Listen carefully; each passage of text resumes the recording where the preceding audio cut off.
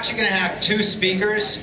We have our main speaker, Dr. Poteet, and then we also have, and I'll give you her bio in a minute, a second speaker, Allison Proctor. So I'm going to read both bios now just so we can get the night going, and then we'll have both speakers, then we'll do some questions at the end, and as I always say, please, no mass exodus. We're going to have the ladies come and bring the CE sheets to your table. It's just the law, unfortunately. I can't give them out before we go because I have to prove that everybody stayed. And also, if you can fill out the surveys that are on the table, that's really appreciated. It just helps us tremendously when you fill those out, and we're really supposed to have them. So it'd be nice if you would be nice enough to do that for me toward the end of the talk. So let me just introduce our two speakers for tonight. First is Dr. Ruth Poteet. She's a board-certified family physician and addiction medicine physician at Valley Medical Group in Greenfield, Mass. She's a native of Western Mass and attended public school in the North Quabbin region. She attended Wellesley, Yale University School of Medicine, and did a residency at BU, where she remained as an assistant professor of family medicine for 8 years. In addition to practicing full-scope family medicine, she's currently the medical director for the Franklin County House of Corrections. That's interesting. The Franklin Recovery and Treatment Center in the Pioneer Valley Regional School District, as well as the chair of the Healthcare Solutions of the Opioid Task Force of Franklin County. In 2015, she was named Franklin County Doctor of the Year by the Massachusetts Medical Society and is currently chair of the Department of Medicine at Bay State Franklin Medical Center. She engages communities in discussions surrounding substance abuse through a wide-ranging series of talks. So, well, actually, let's hope we'll give her a big hand when she comes up here in a second. Or you can clap now. Go ahead, you're clapping. Clap away. Then we also have Allison Proctor. She brings almost 10 years to the field of public health, previously serving as a Peace Corps health volunteer in Namibia, where she coordinated HIV, TB, and malaria prevention programs throughout the region. Currently, she's program director for opioid overdose prevention with the City of Springfield Department of Health and Human Services. She's also co-chair of the Hampden County Addiction Task Force and the Hampden County Sheriff's Department and the Hampden District Attorney's Office. So let's give her a round of applause also. And let's invite Dr. Poteet to come on up right now. Let's get the ball rolling here.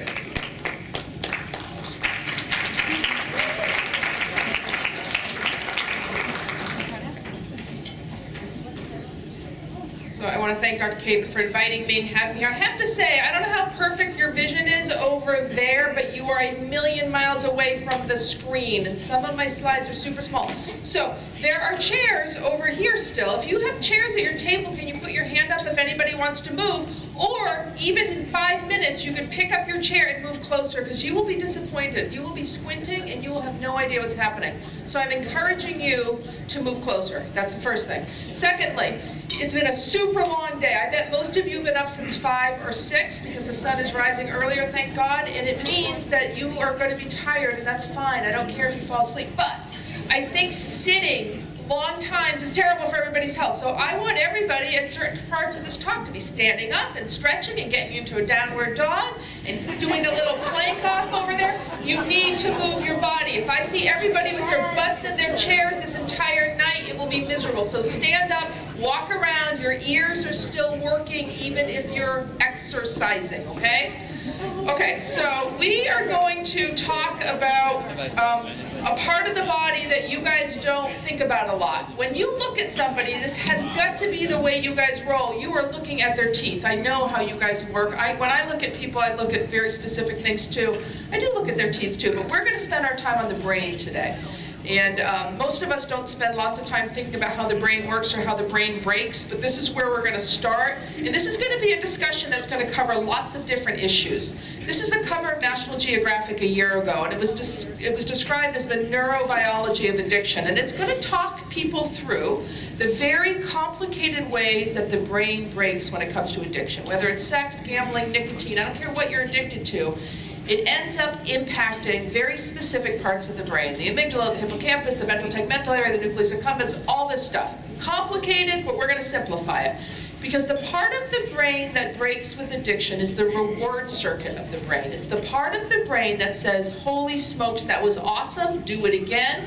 It tells you to survive. It tells you to find food, it tells you to find water, and it tells you to have sex. Because our entire purpose of being on this planet is to survive long enough that we can make a couple generations ahead of us and we can keep them alive. That is what our job is. Now, most of us didn't wake up this morning thinking like that, but I am telling you that after the zombie apocalypse, when we are reduced to our most basic human selves, this is the part of the brain that kicks in. Survive long enough that you can keep your generations ahead of you alive. And it is this most ancient, elemental part of the brain that breaks with addiction. And that is why addiction is such a challenging disease to treat. It is why we should be spending much of our time on prevention, because the challenge of treating this disease is so great. This is a really almost 100% preventable disease. I don't get to say that very often about diseases, right? Neither do you. I mean, there's some things we can do to prevent things, but addiction truly is preventable. So let's talk about what happens to the reward circuit when you develop an addiction. Racing through the reward circuit of the brain is the neurotransmitter that everybody knows about, and that's dopamine. What does dopamine do to you? It's good.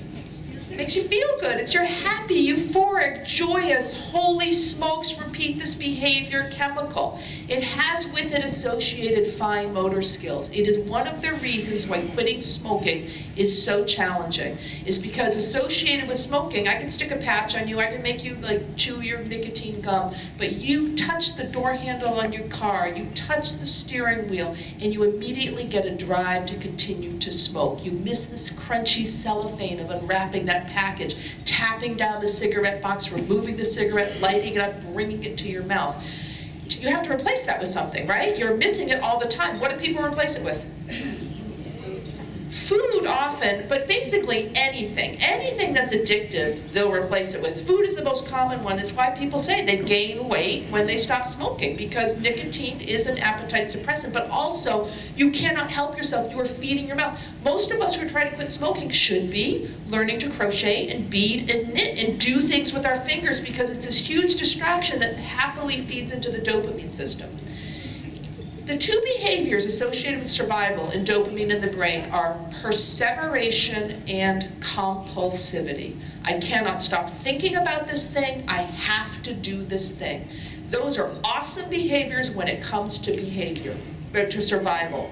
Your greats out there were both compulsive and they were perseverators. It is the reason you exist today. Because do you understand how hard it was to survive living on the Connecticut River in western Massachusetts 200 years ago?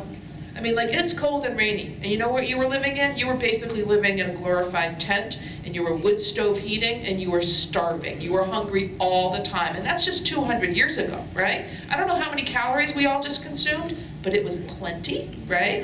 If you had that many calories in a week 200 years ago, you were probably considered pretty lucky.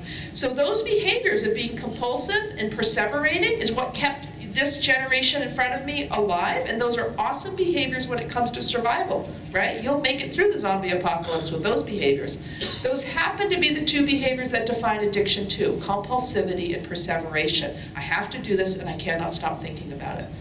So I make an argument that we all have a certain amount of dopamine in our brain, and some of us are these happy-go-lucky golden retrievers. There's a silver lining to every cloud kind of people, and maybe their baseline dopamine is 105 every day, when on average most of us are sitting at 100. Some of us live in this area, and I actually live here. I have slightly low dopamine. I bet my baseline dopamine is closer to 90 or 95, and I do things every day to make myself feel better, right? I exercise. That's a big part of me making myself feel better. I cook, and I garden. Those help my mental health. They help manage my personal anxiety, and they improve my dopamine. We all in this room do certain things that make us feel better. We call friends, we listen to music, we dance, we exercise, we do different things to make ourselves feel happier on the planet. If at a baseline we're sitting on an average of 100 units of dopamine racing through our brain, and you realize that there is a giant group of salmon heading upstream the Connecticut River 200 years ago, and you think, oh my God, I knew I could build a net. I made it out of, I weaved it myself out of stuff lying on the side of the Connecticut, and I captured all of these salmon. I could keep my people alive. You get a spike in dopamine. Your brain says, oh my God, great behavior, do it again. You ate that delicious caramel parfait, dopamine spike, right? Because you're giving yourself sugar, but you're also giving yourself calories for survival. You spike to 150, and then you go back to normal. You have sex, it's consensual, you have an orgasm, dopamine goes to 200, and then it goes back to normal. These are behaviors consistent with long-term survival, and your brain says, good behavior, repeat it in the future. But this is when things go awry. You use a drug like cocaine and your dopamine spikes to about 350. And when you use a drug like a strong prescription opiate or heroin or fentanyl these days, your dopamine will spike between 500 and 900. And when you use a drug like crystal methamphetamine, your dopamine will go to about 1300. So I just described something that's like 7 times awesome sex. So the question is, why are we not all waking up and doing meth every morning? Because it seems like it should be a great idea, right? But you guys know what meth does to the teeth, and let all these drugs do to the teeth. So there's one reason we're not doing it. So let's talk about really what happens to the brain. So there's an equation in the brain that creates the dopamine in our brain. And in that equation is how much dopamine is produced, how many dopamine receptors are receiving the information on the other side of the synaptic cleft. And there are these little vacuums that go in and suck the dopamine out of the active part of the brain.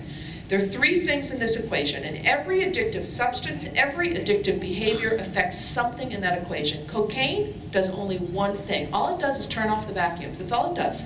And when you shut down the vacuums, you can build to a 350 level of dopamine in the synaptic cleft. It's an amazing thing. You would think that cocaine use disorder would be easy to treat because the mechanism of action is so simple. But instead, there's no treatment for cocaine use. Nothing. I just say, don't use cocaine. It's bad for your body. Stop. But there's no effective treatment. So some smart person needs to figure this one out. We just need to reactivate the vacuums, and then the cocaine won't have an impact, right? We need to make them immune to it, but that doesn't exist yet. The opiates work in a more complicated fashion. They go through the mu-opiate receptor. They go through a negative feedback loop through GABA. But at the end of the day, the opiates work by making more dopamine. So I described 2 drugs that impact 2 places in the equation, okay? But we could do this with everything. We could do it with sex addiction. We could do it with marijuana. We could do it with every addictive substance or behavior because it ends up in the dopamine world, okay? So this is the problem, is that your brain, for 200,000 years that we have been in this human form on this planet, has gotten itself very used to having dopamine levels of 90 or 150 or 200, right? 200 is an awesome night in 200,000 years ago. When your brain starts to see dopamine levels of 350 or 900 or 1300, it says something's wrong. This isn't okay. There's something totally screwed up in my head, and I need to turn down the volume. I need to down-regulate. When the brain gets itself addicted to a substance, which can take a matter of weeks or a month and a half, the brain's response to this is to stop producing dopamine. It erases 80% of the dopamine receptors, and it turns on every vacuum in sight. So when you're struggling with addiction to alcohol, to heroin, to whatever your substance is, you wake up in the morning and your new dopamine set point is in 100 or even in 90. You're a miserable human being. Your dopamine's sitting at a 40 or a 45. You don't have levels in your brain consistent with survival. You would not make it, and your brain is screaming at you. You know how to fix this. You feel terrible. There's one way through this, and you know how to make it happen. So go score on the corner, figure out where you had a leftover baggie somewhere, dig around underneath your mattress to see if there's some nips lying about. But there's one solution to this problem, and you know how to get there. And what's extraordinary to me is that people actually can get better, because they can get better, but it is not easy. Because your brain, again, is telling you, you feel terrible, and you can fix this one way only, okay? This is a very clear way that addiction breaks the brain. And it's a reason why it is so much better to prevent this disease. And it's one of the reasons I'm talking to you guys, is because you all are at this interface between young people prescribing opiates and talking to human beings about preventing this disease, right? And when I say that, I'm really not just talking to the dentists and the oral surgeons and the prescribers in the world. I'm actually talking to the front office staff and the dental hygienists and all the other people who have the contact with human beings every single day in a dental chair. You guys are the ones who are going to shift this pattern. And we're going to get into the details on what prescribing practices look like and where it is that the world of oral health impacts this. So I am going to talk about Bay State, and I'm actually going to go throw Bay State under the bus, but I could throw Mercy under the bus, or Wing, or any number of hospitals under the bus. I'm chair of the Department of Medicine at Bay State Franklin. I was there this morning, and they know how I feel. I yell at lots of people all day long, and they're one of my targets these days. So this is a guy, he lives in Long Meadow, he's 68 years old, and he wakes up this morning at 5:30 and is rubbing his chest, and he's like, I don't feel so good, and he looks bad. And his wife's like, honey, you look terrible. And he says, it must have been what I ate last night. And she says, I'm calling 911.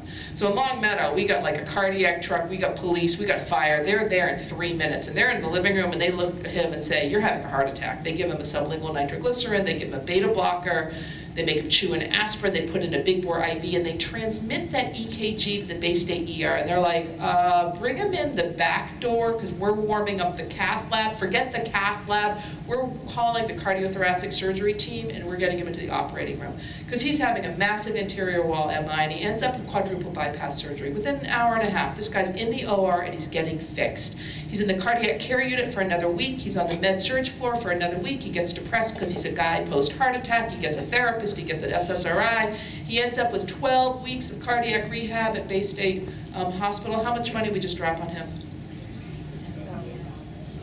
How much? Yeah, about a quarter million, 250,000. Just warming up the OR is like $40,000 to $60,000. Just anybody in the operating room. So about $250,000 is my guess on this guy. Okay. Okay. His next door neighbor in Long Meadow is this young woman. She's 24 years old. She got a scholarship to Westfield State to play soccer, and she got an ACL tear at the age of 19. She was devastated because 1, soccer was her life. 2, she lost her scholarship, and she lost her way. She saw the orthopedist on and off for 3 months, and she realized she felt better, she felt more normal, she felt happy again when she took the oxycodone he gave her. And for 3 months she kept going back to him and saying, my knee isn't healing well, I'm in so much pain. And after 3 months he cut her off and said, girl, I don't know what is up with you, but yours is not going well, you're out. So she began buying pills on the street. Within about 6 months she was snorting and then shooting IV heroin. And her life really went off the tracks. It went off the tracks in all the ways that it goes off the tracks. She was, many of us know this story because it's in our families, it's in the newspaper, we read about it. But about 9 months ago, she moved back home with her mom in Long Meadow, and she got rid of the bad boyfriend. And she's actually been doing great. She's been going to Experience Wellness, which is a local Suboxone clinic. She's a new therapist. She realized she doesn't have to play soccer to be an athlete. She's doing other things now. Her knee feels more normal than it ever has. She's getting some treatment for some childhood trauma that she had. She just got a job for the first time. Like, she's reestablished relationships. Like, her life is awesome.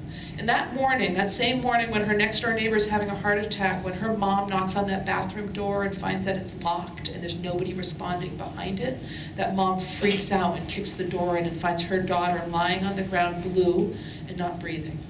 And she dials 911. And then she administers the overdose drug naloxone to her, but she doesn't start breathing again. So by this time, Long Meadow police have arrived and fire, and they all have Narcan on them because we're in the fine state of Massachusetts, and it takes 4 vials of Narcan before this young woman comes back to life again. And they bring her to the ER at Bay State, and what happens to her? What was that? She sits there and they don't do anything. She's sick, she's vomiting, she has diarrhea, she feels awful, she feels full of shame, she's embarrassed, and she just wants to leave. What else do we offer her? Yeah, somebody said therapy, somebody said drugs. I would argue we offer nothing. We offer nothing. We actually probably just make her feel worse. We make her feel like she's a piece of trash. That's probably what we do to her. And that's not Bay State only. That's actually most every hospital in the entire country. But let's go back to her neighbor, the 68-year-old guy, because I didn't tell you his whole story. Both of his parents had significant cardiovascular disease. They both died in their late 60s. One had a stroke and one had a massive heart attack. He smokes a pack and a half a day, and he kicks back a 12-pack of beer every day. He'd go to McDonald's 7 days a week if he could, but his wife doesn't like him to do that. So he's only there about 3 or 4 times a week. Does this guy have problems with addiction? What's he addicted to? Yeah, so you guys named it all. Alcohol, food, cigarettes, salt, sugar, whatever chemicals in McDonald's food, all of that stuff. He's an addict, right? Did he create his heart attack? Hell yeah, he did. I'm sorry, he had a little genetic risk, but both of his parents were smokers, and once you get rid of the smoking, the genetics float away into space, right? He created his disease. Did anybody walk into his living room and wag their finger at him and said, you know what, dude, you're an addict. I'm not going to provide care to you. You created this hot mess that you're in. I'm not going to drop $250,000 on you. Did anybody do that to him? Did anybody make him feel like a piece of dirt for having created a disease, a chronic disease? Did anybody deny him medical care? Instead, no. We provided him with the best medical care available to anybody in the entire world. That's what we did for him, because it's the right thing to do. Would you guys deny care to people who had bad teeth? That's your job, is you take care of people who have some appalling mouths. I mean, every now and then you get somebody with like perfect dental hygiene, but a lot of your job is taking care of people who've not taken care of their mouths for a long time, for 1,000 different reasons. You guys don't deny them care, and you don't make them feel like a piece of trash in your chair because they grew up in a place where there was no dental insurance, no local dentist, no fluoride, no parent to watch them brush their teeth, right? Do you guys do that to people? No. You say, wow, we have a lot of work to do. And I'm sorry about that, but let's get to work, right? That's the job of those of us who do day-to-day care of human beings, right? Is to be present with them where they are and to provide help to people. You know what, that guy in my practice, he is in my practice, right? I take care of all these people with chronic diseases. My job is not to actually fix him. It's to make very small improvements and encouragement in his life to maybe try to get him to quit smoking, because that was his highest risk behavior. The reason I do this work is I find what happens in our medical field and what happens in the way society treats these two human beings. I find this disparity to be so appalling, so egregious, so morally wrong.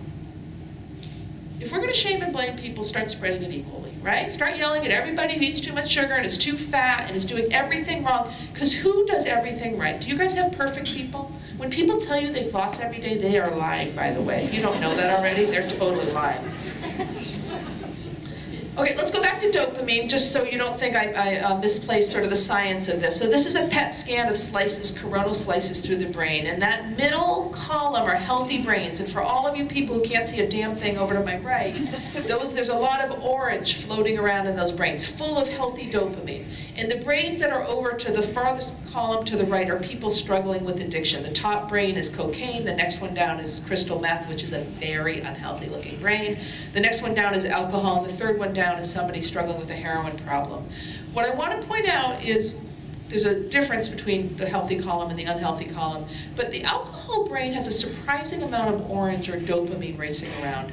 Alcohol is a very harmful drug in our society. It is harmful, period. It is legal, it is sold at a liquor store, it's sold at my bar right here, and I drink. I'm not actually an alcoholic, nor am I in sobriety from alcoholism, but I am very conscious of how I drink these days, because the role that alcohol plays in our society is quite harmful, in fact. There's no health benefit to alcohol. Whatever lie has been told to you, maybe possibly and promoted by cardiology, was funded by the liquor industry. There's no amount of alcohol that's considered healthy. It's a cancer causer, it's a weight gainer, you do not need those calories.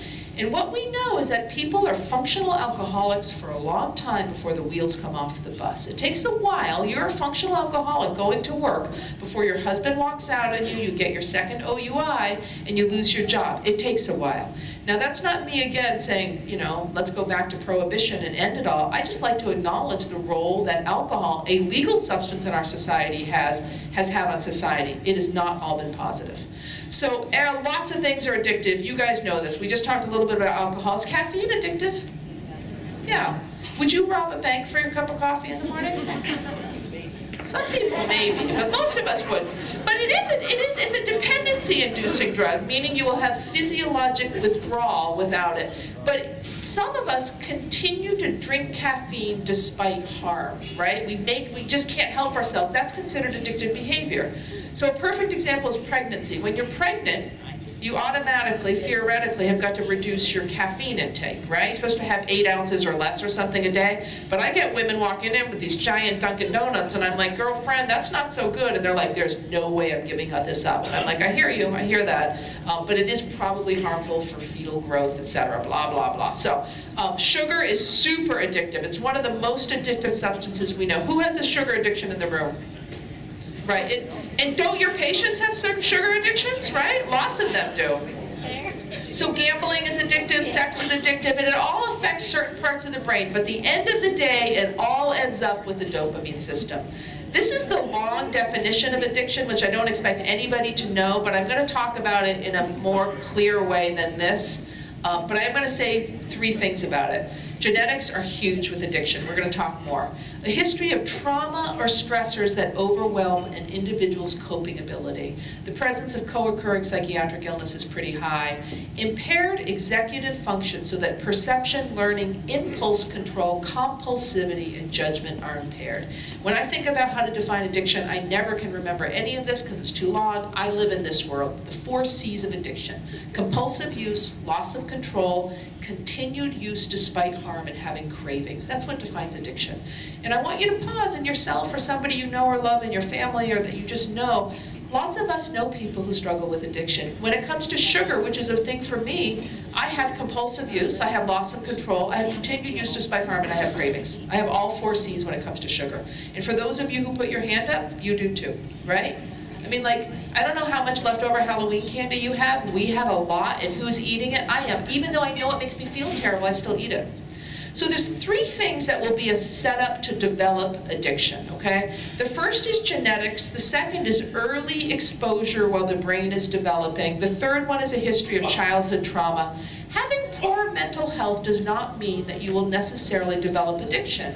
But what it means is that when you're 14 years old and you're just riddled with terrible anxiety, and you realize that when you bust in your parents' liquor cabinet and you start drinking, you feel better, right? You're the life of the party. You could show up at the field hockey event if you're slightly drunk. You could manage better, right? So what you are is a 14-year-old with anxiety who's self-medicating with an addictive substance, exposing an early brain. So it isn't that the mental health disorder created the addiction, it's the self-medication that did it. It is one of the reasons why really actually getting our kids who are filled, riddled with anxiety, depression, and other mood stuff into treatment, whether it's therapy or lots and lots of exercise or meditation or yoga or whatever it is that feeds them, we got to do that. I got parents in this room, right? I know I'm talking to parents who have kids who are anxious because I have kids who are anxious. So the genetics of our addiction are unbelievably potent. It's very hard to find anything that is as genetic as addiction. There's some mental health disorders that look this bad. There's a couple that look a little worse. But if you have a parent or a grandparent that struggles with addiction, you have about a 50% chance of struggling yourself. So who needs to hear that piece of information? Kids, children, your kids, your grandkids, your nieces and nephew. You yourself, you have to think about it. You have to think in your own head. What is your genetic risk, and what's the risk of the generation ahead of you? And this, I think, is actually an alarming thing for me to say to people who are parents, because I think it kind of freaks them out. But I want to say the following, is that when you actually arm your kids with knowledge, they can actually make better decisions, so they can almost entirely erase the genetic input. We're going to talk about what it is our kids can do that actually make the genetics disappear. That's the extraordinary thing. It's the reason why telling your kids matters, is they get to actually influence the outcome, because this is a preventable disease.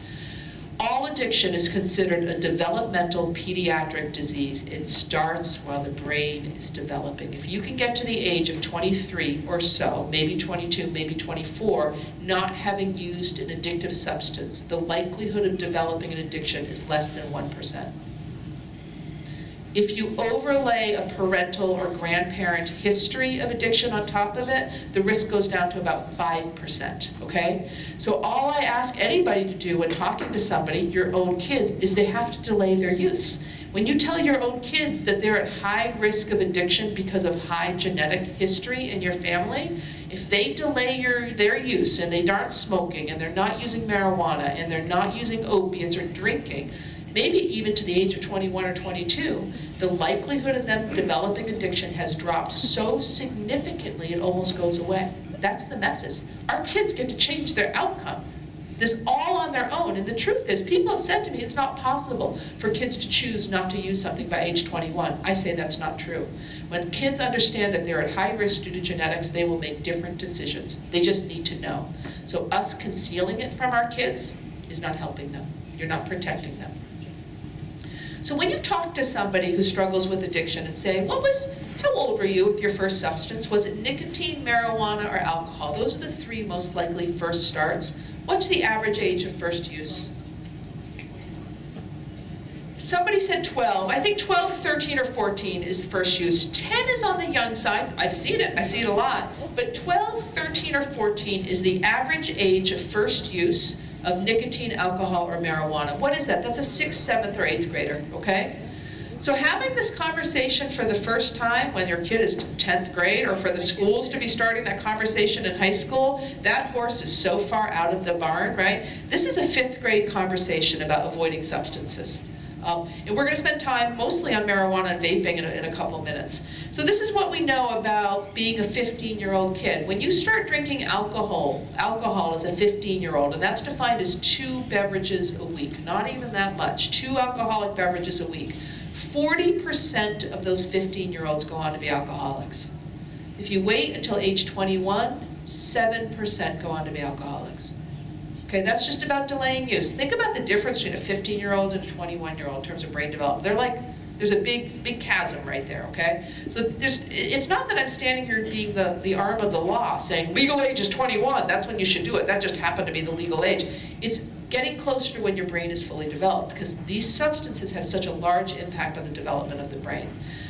I have to say that, watching the Brett Kavanaugh hearings was interesting, because I went back to high school, because I went to high school in the 1980s, and I know what it was like to be in public high school in the 80s. We drank a lot with alcohol. There was a lot of driving to New Hampshire where the legal age was 18. Other people did that too, and we raided our parents' liquor cabinet.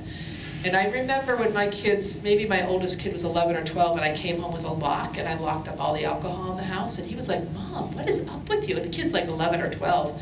He wasn't up to anything, and he's like, "Do you not trust us?" And I was like, "Nope, I don't," right? Because you're 11 or 12, in the next 10 or 12 or 13 years in my house, I'm gonna have teenagers who are gonna want to be experimenting, and I am not gonna be the house where the alcohol will be gotten from. Not happening under my roof, period. And it wasn't that way in the 80s, right? Alcohol was everywhere, and guess what? There's a lot of our towns still where alcohol is so much the norm, and its availability to our kids is so high. So internally, I want you to ask yourself, if you have teenagers at home, how easy is it to access the alcohol? It's probably pretty easy. Shouldn't make it that easy.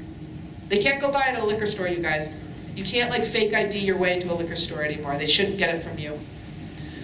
Okay, so this is the slide that actually puts the parental history on top. Let me pause for a minute and say, these slides, particularly for everybody on the right that can't see a damn thing, these slides are available to everybody on this copy, and they can be emailed out, and I'm going to I will step back and say I won't do that, but anybody who wants these will be made available to you. So you can go back and study up, you can go give this talk next week as far as I'm concerned. But that green line is parental history, the red line is just normal, and the blue line is no parental history. But what you see is an equivalent drop, not quite to 0, but close to 0 as long as you delay your use. So even if your genetics are miserable, if you just keep delaying your use of the substances, it will be mitigated so greatly. You don't get to do that with many diseases, guys. You don't get to say, my cancer risk is gone now, right? This is extraordinary. There's a third component to who's going to develop addiction, and that is somebody who has a history of childhood trauma. Who knows about the ACE score in this room? What do you do for work? How do you know about the ACE score, can I ask?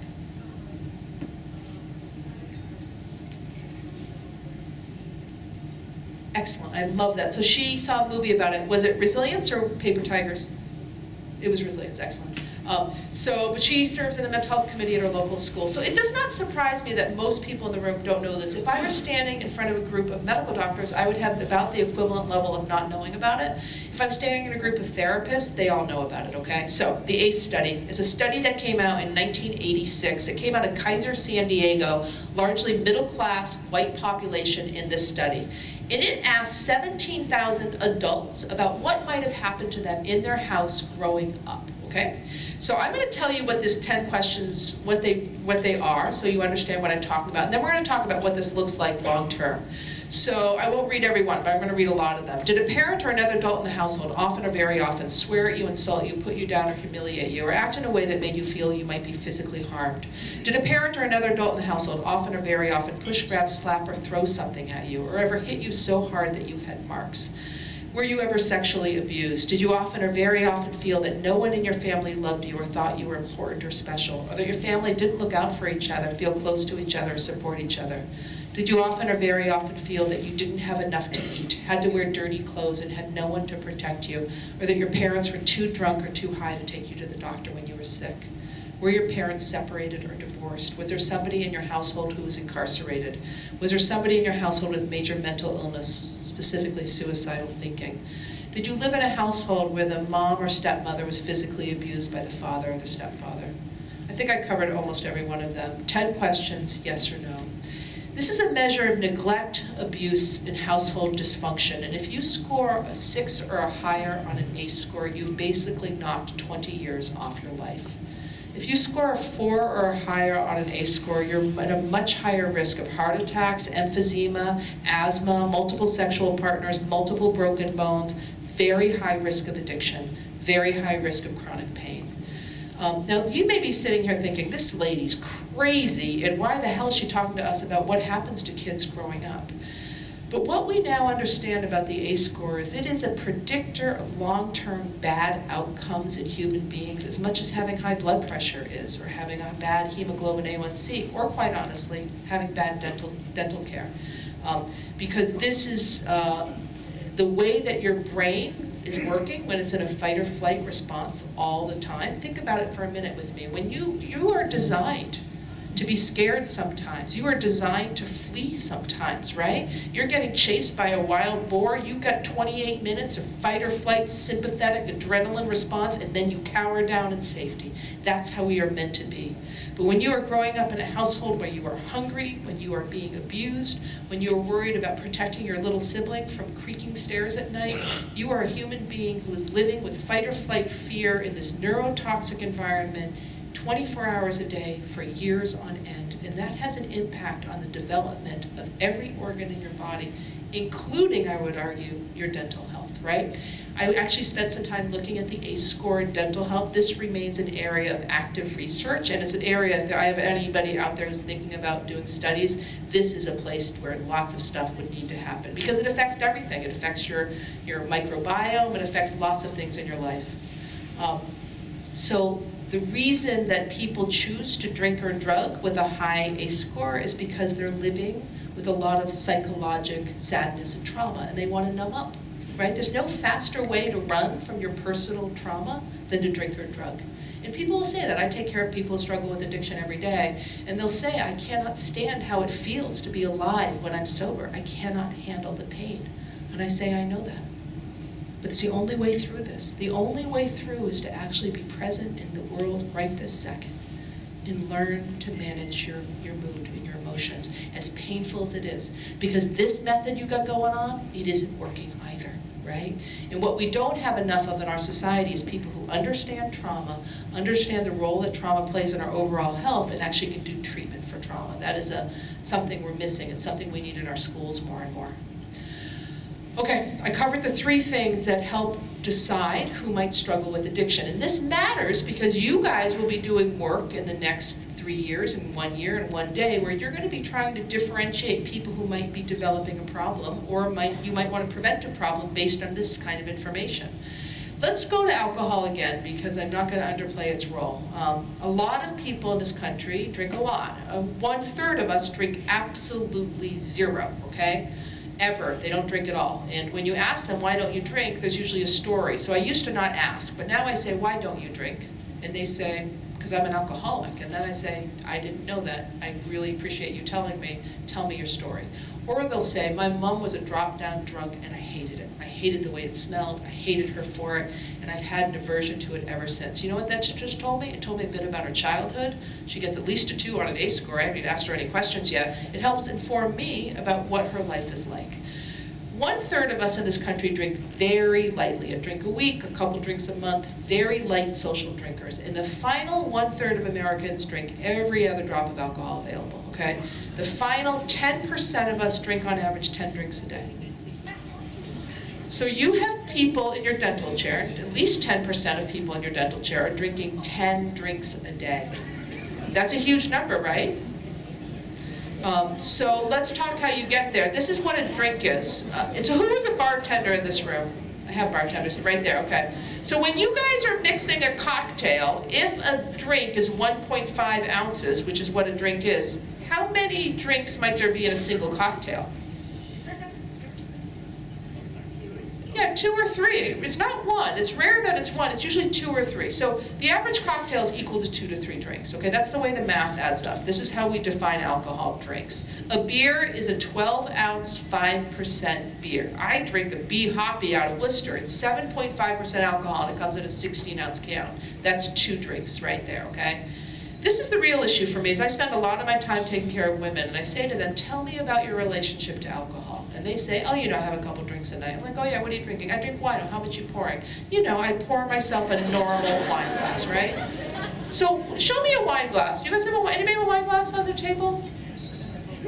So that's, okay, so that's a normal wine glass that's being held up, okay? And what a glass of wine is 5 ounces.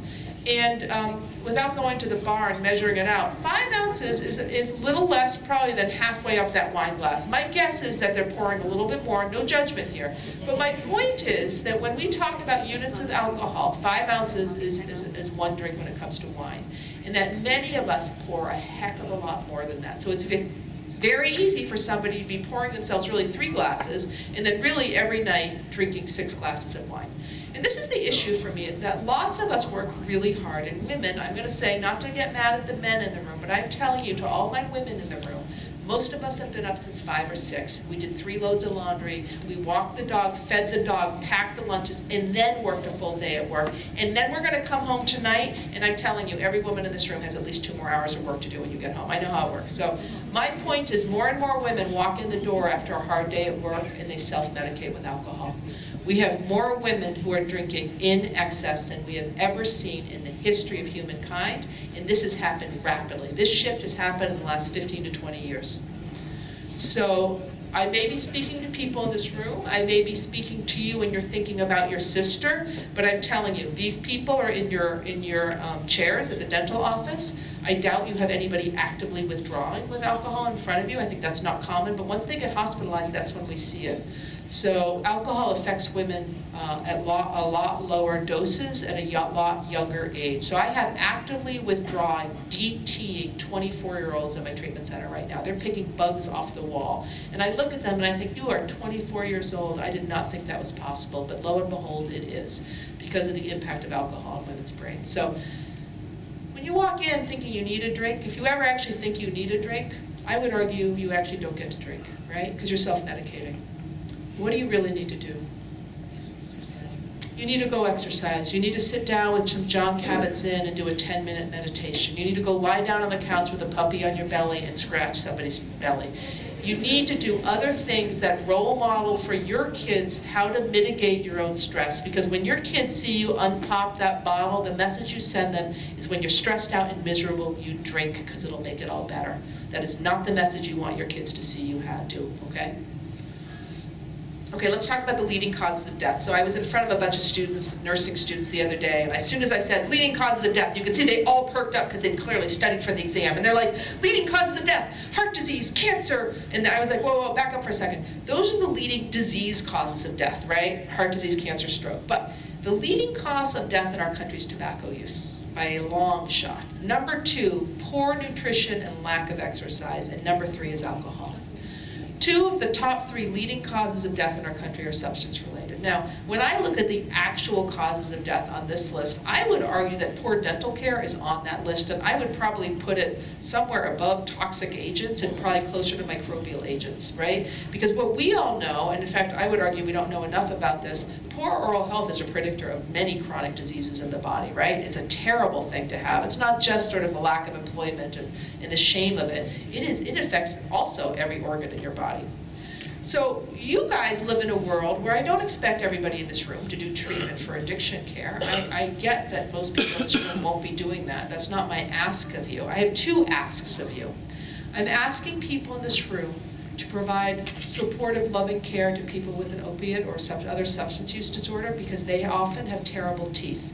And treating them well and mitigating the pain of bad teeth will help prevent relapse. So that's what I'm talking when I say treatment, okay? The second thing is prevention of addiction, which everybody in this room plays a part in, okay? So let's talk about the treatment side.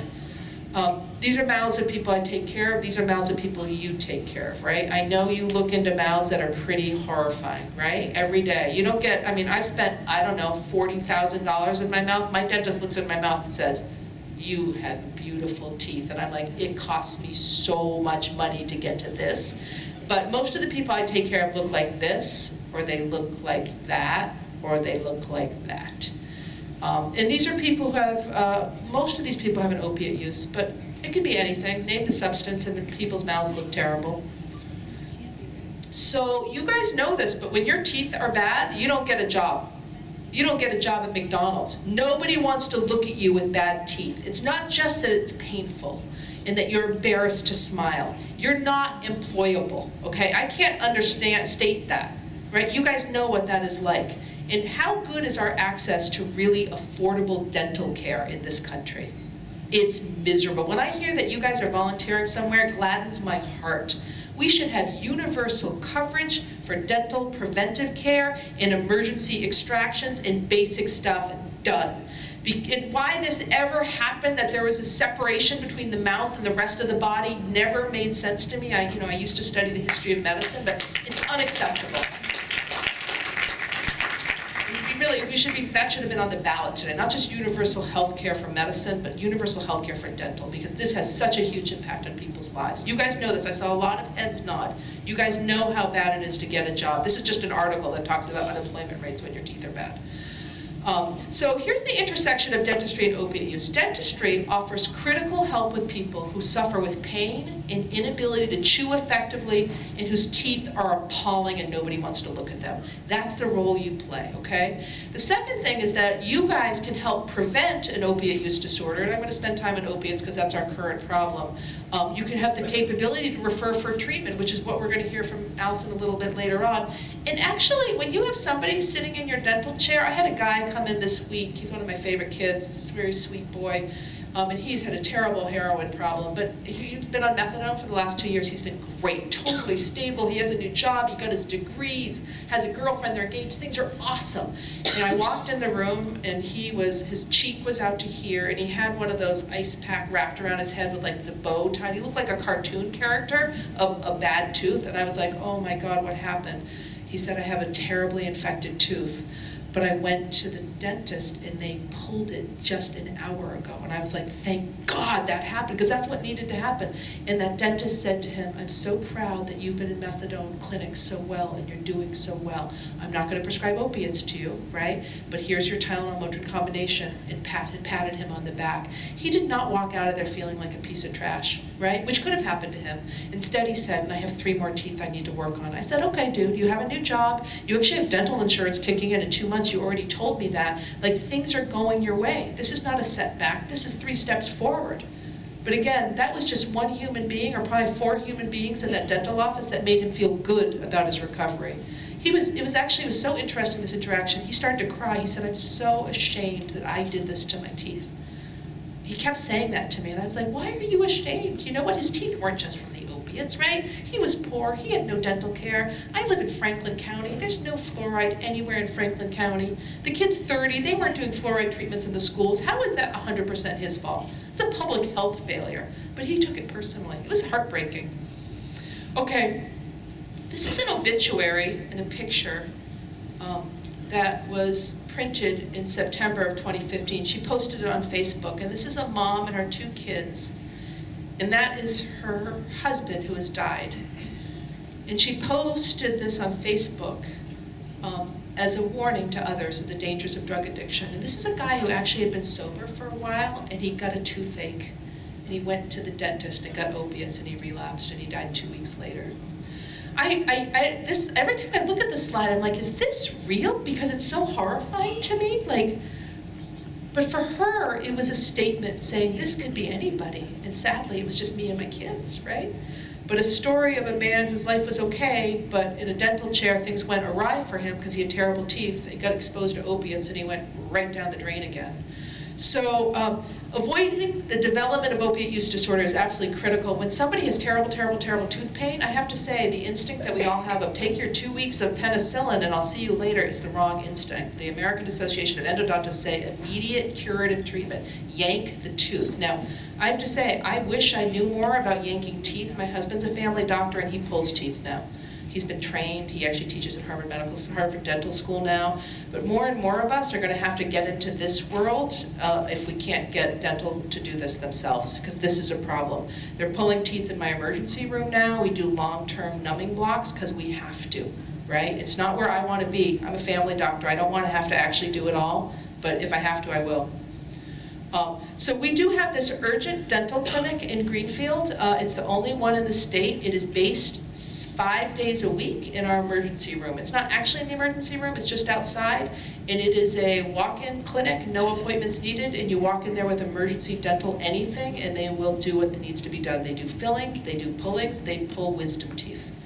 And people from Boston have come to see what the hell we're doing, because it makes such a difference when people who, this kid of mine, this guy I told you about, he went to this place. That's how he got his tooth pulled within an hour, right? And they don't say, take your 2 weeks of antibiotics and I'll see you again. They're not gonna come back, right? You're just gonna lose them.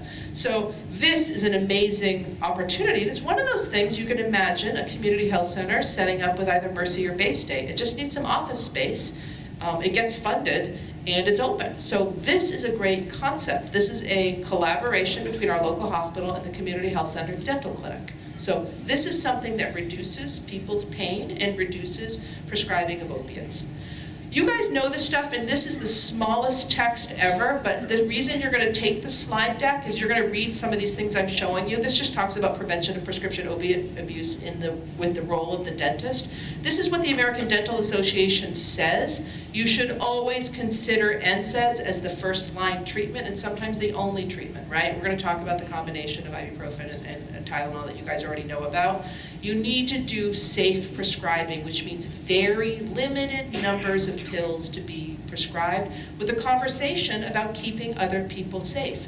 Before you prescribe an opiate, this is actually not mandated in the law, but it really should be. Before I prescribe an opiate to anyone, I say, can you remind me, because maybe I don't remember it all, but do you have a history of an addiction to anything? Alcohol, an opiate? Have you ever struggled with this before? Because I don't want to lead you down a bad path. I don't want you to be in pain.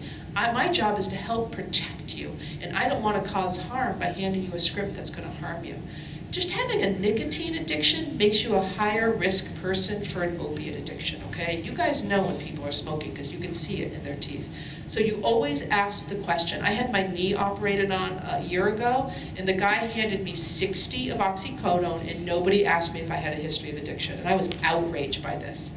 And I held onto the script because I didn't fill it, and I handed it back to him at the follow-up, and I said, you never prescribe 60 of anything for an arthroscopic surgery of a young person's knee. That's ridiculous.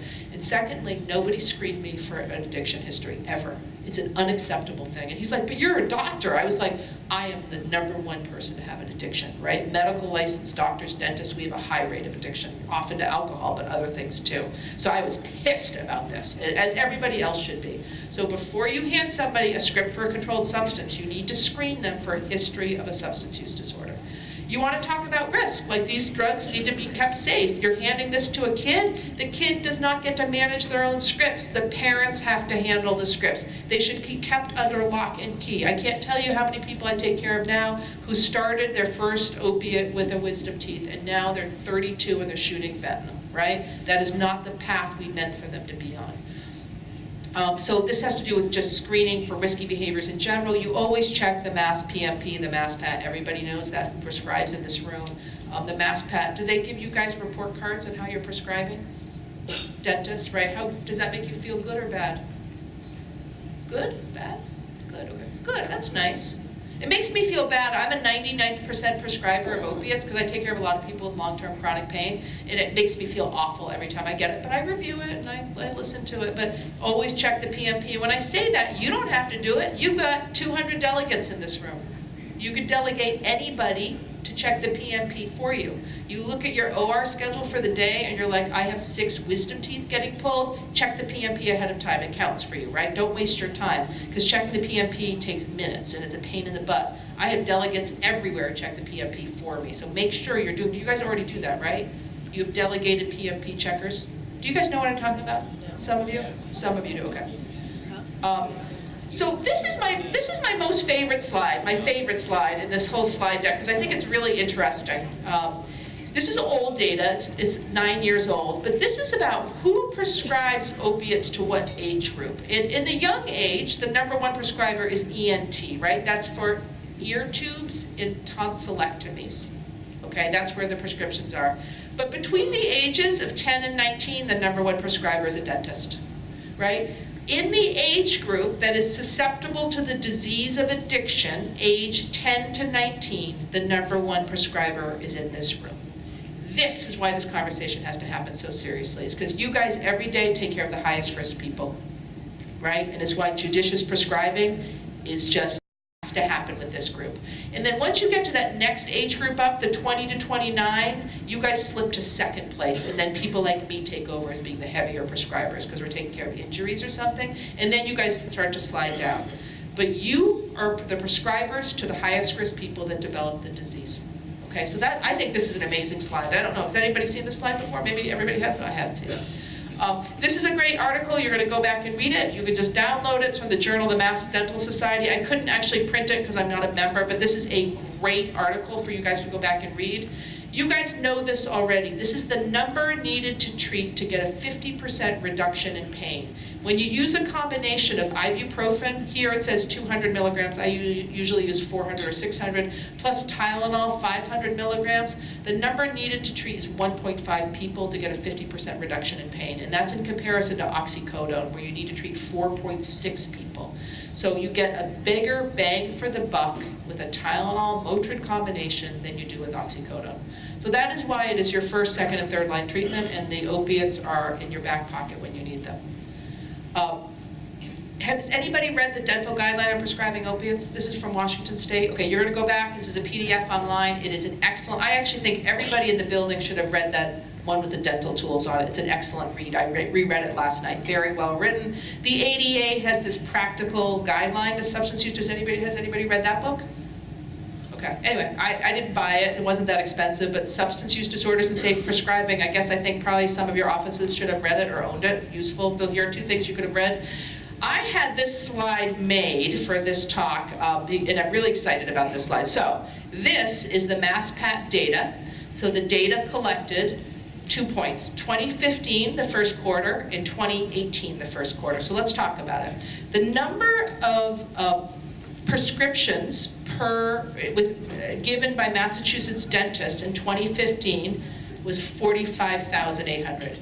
In 2018, it had almost halved. You guys have done such a great job at changing how you prescribe. That's just opiates. You guys don't ever prescribe benzos, or rarely, right? This is just opiates. I got this data from the MassPat. So that is just an opiate data. I'm comparing 3 years apart, and almost 50% reduction. That is awesome. So congratulations to everybody. I actually think we could still get better than that. When you look at the number of prescribers of dentists prescribing opiates, that number has come down too. There's fewer dentists prescribing opiates. I don't know whether because there's retirement or whether there's actual now dentists that say, I never prescribe an opiate. I don't know how to explain that, except the numbers have gone down. When you look at the number of days you prescribe opiates for, that has gone down too. So again, complicated slide. But when you look in 2015, that is the red lineup of pills. In the first quarter, there were almost 31,000 scripts for opiates. In 2018, it had gone down to 19,000. And that is for 3 days or less, which is what most of you prescribe. And then when we look at 4 to 7 days, those are the blue pills. So that went down from 14,000 3 years ago down to 5,000 prescriptions for 4 to 7 days. Significant reduction. So you guys are doing a great job, and I'm terribly grateful to you for that. The other side of that is for prolonged prescribing. I don't know how often you guys really prescribe for 8 to 10 days or more than 15 days. That feels to me like some significant, like oral, facial, maxillary cancer kind of surgery. But that group would fall here, I think, too. So my point is that happens infrequently. The scales are different because I'm dealing with totally different kinds of numbers. So don't look at that right side of the slide and be like, oh my God, we're prescribing so many prescriptions for almost 10 days. You're not. There were only 394. So my point there is that you guys are doing great. The numbers have dropped and dropped and dropped, and they're going to get better. So let's talk about marijuana for a minute. There are 3 things that happen while the brain is developing between the ages of 12 and 24. 3 critical things. Who has a 12-year-old in the room? Anybody 12? 12? Anybody? Nobody? Wow, that's kind of weird. How old are your kids? Okay, your 9-year-old. This is your 9-year-old brain. That top, hot, tangled mess of a brain is that 9-year-old. When you are 9 or 10 or 12, you have tens of billions of neurons in your brain. tens of billions, way too many. In fact, your brain is a hot, tangled mess. And what needs to happen during adolescence, between the ages of 12 and 24, is you need to prune it back. You need to cut out like half of it. It's got to go. And in fact, there are times during adolescence where you are losing 30,000 synapses a second, right?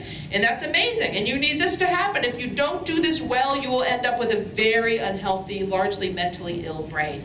The second thing that happens during adolescence is you unsheath these rapid pathways, these insulated pathways in the brain that make good decisions. This is happening in every middle school and every high school in the country, and it's extraordinary. And these brains of our teenagers, who has teenagers in the room?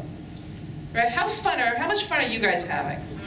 Right, okay. Teenagers have brains that are kind of crazy, but it's normal. These teenage brains are totally normal. They tend to have a very strong preference for physical activity and sensation seeking. They tend to have poor impulse control, lots of sort of like act first, think later, very strongly influenced by their peers. There's never a time in your life where you are more hypersensitive to social exclusion. And I want to pause on that concept with you guys.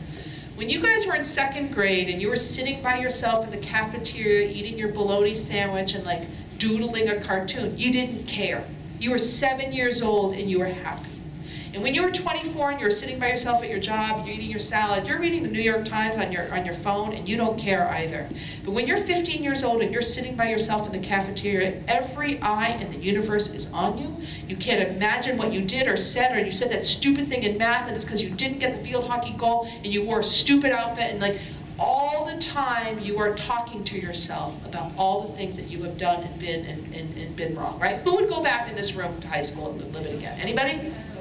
There's always one person, there's one nutty person in the room who's like, yeah, I'd go back, right? But most of us would not go back, okay? And the reason most of us would not go back is this. It's this looking glass self. This is how it feels to be an adolescent. I am not who I think I am. I am not who you think I am. I am not who I think I am. I am who I think you think I am. Right? That is what defines adolescence. And that is a miserable way to be. And my hope is that no adult in the room feels like this. Because if you feel like this, you need a therapist. Because this is not a good place to be. Having said that, it is from this place, this hypersensitivity to social exclusion, that our kids are like, okay, you're smoking a bowl of weed, I'll do it too. You're vaping in the bathroom every day, I'm in too, because you don't want to be left out. This is the drive, is you need to find your herd, and that's what our teenagers are doing. It's not their fault, it's the way their brain is designed. It is what it's supposed to be doing. So the third thing that happens in this stage is you lay down the final dopamine receptors in the brain. And it's a time when something called anandamide, which is a naturally occurring endocannabinoid, kicks into place. And this naturally occurring endocannabinoid's job is to do the pruning back, the synaptic refinement. The problem with anandamide is that it is the mirror image to THC, which is the psychoactive cannabinoid in marijuana. And in fact, your brain cannot tell them apart. The brain sees THC and it thinks it's the thing that's supposed to be cutting back, okay? It is like using a sledgehammer to determine what gets left in your brain as opposed to using the scalpel. So what we know about marijuana when you start it as a teenager is that it has an impact on verbal learning, attention, memory, processing speed, and that stays even when you're not high. It takes many months for it to get back to normal. These are studies out of New Zealand, and it followed people for 25 years. And I'm going to compare two categories of people here. I'm going to compare people who never used marijuana between the ages of 14 and 21, adolescents, and that's the gray line. I'm going to compare them to the red line, which are people who used marijuana 400 times or more in that same 7-year span. Now, 400 times in 7 years isn't a lot of marijuana use. It's like a couple times a week. It's not even heavy daily use. But when you look at graduating from college by the age of 25, 36% of the kids who used marijuana 0 times graduated from college. 2% of the kids who used marijuana 400 times or more graduated from college by age 25. When you look at unemployment rates for the 0% users, 21% were unemployed. 52% of the kids using marijuana 400 times or more were unemployed. For me, having 3 kids, I like them. I love them. I sometimes like them. I want them out of my house. I want them gone. I want them to go to school. I want them to pay taxes and walk their dog and clean their own kitchen every day, right? I want them to fly. I do not want them stuck at my house because they did not launch due to pot. So we also see an 8-point drop in IQ by the age of 35 when you start as a teenager. The problem with every study we have on marijuana is it's based on the old marijuana. It's based on a THC of 3% or less, because that is all we had available to us prior to the 1990s. Then you start seeing this rapid climb in THC. So today, field grown throughout the Pioneer Valley, all pot sits between 9 and 16% THC. And then what you're going to have at a retail store near you are the concentrates: shatter, butter, earwax, glass. Every one of these disgusting things on this slide is sitting between 50 and 90% THC. That is what our kids know, and that is what our kids are using. So the problem is, I am showing you data that marijuana is not so good for the developing brain, and I'm comparing a 3% THC product to something that's 90%, okay? I don't even know what the comparison is. It's like comparing Tylenol to fentanyl. These are not the same drug, yet this is what our kids know. What people do over the age of 25 in the privacy of their own home with marijuana, I don't really care. I don't think it's worse than alcohol after your brain is fully developed. I don't want you on my roads. I don't want you taking care of my kids or operating on my knee. But what you do in your own basement, that's on you, right? But under the age of 25, this is a neurotoxic drug. That is what we know. But you know who doesn't know that? Our kids. Our kids think marijuana is all good all the time. It's harmless. It's not addictive. It's natural, it grows in the ground, it helps me with my anxiety, it does all this stuff. And we have this huge chasm between what our kids think and what the Google world says and what pro-cannabis industry says and what the science says. And what we think and what we know in 20 years after this little experiment we're undergoing in Massachusetts and in Colorado and in Michigan as of today, if they vote for it, I think in 20 years' time we're going to say, what the hell were we thinking? How does this look any different than us having doctors selling their Chesterfield cigarettes in the office 50 years ago, right? This is a harmful substance while the brain is developing. And you guys know, because you know a lot about addiction tonight, if you're trying to sell an addictive product, who's your target audience? Yeah, they're not going after you, my friend. You're not their target audience, and nor am I, because the likelihood of me getting addicted to pot is close to zero. But it's my kids. They are targeting my kids and your kids too. So this stuff comes in 1,000 ways. You can smoke it, you can vape it, you can rub it on your skin, you can drink it in a beer or in milk, but the most common way our kids will get it is in candy. In gummy, chewy, sugary, horrible, stick to your teeth candy, okay? So you dentist people should be pissed about this too. So the rules in Massachusetts, so this is Colorado stores, and what you see is look-alike candy bars and all this gummy stuff, and every one of those candy bars is between 50 and 90% THC, and every candy bar has 12 servings of marijuana in it. So if you can imagine taking a Kit Kat and breaking it into 12 pieces, and putting 11 pieces back and eating your 1/12 of a Kit Kat bar, that will never ever happen, right? So kids are psychotic. They're in the emergency room. Our ERs will be busy just taking care of psychotic teenagers. That's where we are left with, okay? In Massachusetts, you are not allowed to do look-alike candies. There won't be a Kit Kat or a Keef Kat bar. There will be a chocolate-covered wafer pop bar. That will be a Kit Kat. We know that. You're not allowed to have gummy animals. No look-alike gummy animals. You're allowed to do gummy spheres and gummy cubes, but it's all bad for the teeth, all of it, okay? So this is how they're going to be targeting our kids. Is marijuana addictive? We used to say it wasn't so addictive, right? We used to say it was like 9% addictive, but that was the old pot, the stuff that doesn't exist anymore. You can't find THC 3%. It doesn't exist anymore. It's gone off the planet. So when you start as a teenager, the rates of addiction are about 17%, but when you start today's pot as a teenager, the rates of addiction are 30 to 50%, which means it exceeds nicotine. That's where we are. We have legalized an opening in Springfield at a store right down the street from us will be recreational marijuana, and our kids will be using it. Okay, our kids actually are doing great, except for pot, they're doing great. They're drinking at lower rates than we've seen. They hate Joe Camel and the Marlboro Man, and they hate paper cigarettes. This generation of kids will eradicate tobacco, except for this one giant problem. But if you ask kids about cigarettes, they're disgusting, they're revolting, and they're never going to smoke. The rates of teenage smokers, high school seniors, are down to 3%. It's crazy. How great is that? The problem is this. They are vaping like mad, and It's all e-cigarettes and they're all vaping. And what do they tell you that they're vaping? Water and flavor. It's just water and flavor, Mom. You're so crazy, right? So that is what the kids think. They think that they're just sucking in a cool, like, cotton candy flavor, and then they get to blow out this big woof of vapor that they can do wicked cool tricks with. Who has ever YouTubed, like, vaping tricks? Anybody done that? Yeah, how fun is it, right? It's kind of, they do cool things. And that's why kids do it. So everybody tonight, go home, YouTube it while you're watching election results. Tricks you can do while vaping. And you're like, damn, these kids have way too much time on their hands, but that's awesome looking. That's what our kids do because they think it's just a party trick, right? But this is the problem. So this is a study that came out this year, and it surveyed 70 American-made e-juices, the stuff you refill your e-cigarette with. So these are the ones made in the US, not the ones made in China, which, by the way, is 90% of the market. All of these products were labeled 0 milligrams of nicotine.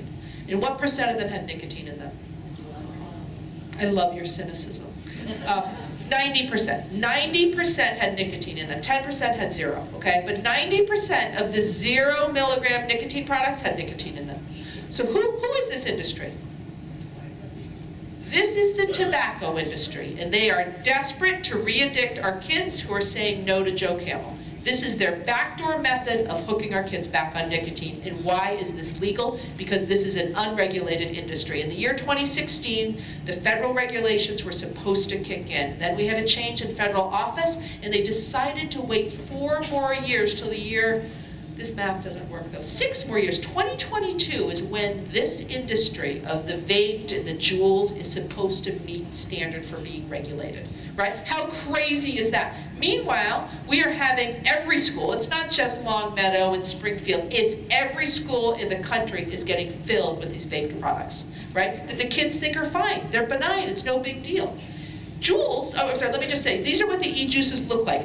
After you're done YouTube videoing your vape tricks, you're gonna go and Google e-juice flavors, and then you'll see there are 14,000 flavors that are intended for our children. That top one is a juice box e-liquid that looks just like an apple juice box. Then there's the little like Ready Whip flavor that looks just like a Ready Whip container, and then there's the vanilla wafer flavor, right? These are not intended for cross-country truck drivers trying to quit smoking. These are intended for our kids, right? The Juuls don't lie. The Juul said we are filled with cigarettes. Every Juul is the equivalent of a pack of cigarettes. It has 200 puffs in it. And amazingly, when you smoke a cigarette, it's the first 1/3 of the cigarette that has all the nicotine in it. And then as you get to the final 2/3, the nicotine really goes down. That's not true for the Juuls. The Juuls have an equal amount of nicotine throughout the whole thing. So they're actually more addictive than a pack of cigarettes. They're more addictive. So once you're on this, you're smoking a pack a day. I have 15-year-old kids in my practice who have to wear a nicotine patch to school to get through the day because they're in nicotine withdrawal all day long. Okay? And where do they sell this stuff, guys? Everywhere. Convenience stores and the gas station. How old do you have to be to buy this? You have to be 21 in most towns. As of now, the state law just converted to 21, but does anybody know when that kicks in place? I actually don't remember. January 1 maybe? As of this summer, all of Massachusetts will be 21. How well do the gas stations card people buying this? Anybody know?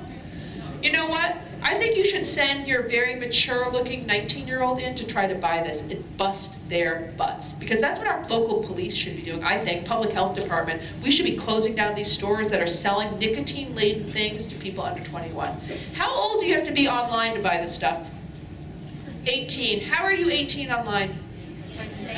Yes, I'm 18. That's all it takes. So all you need is a credit card to buy this stuff online.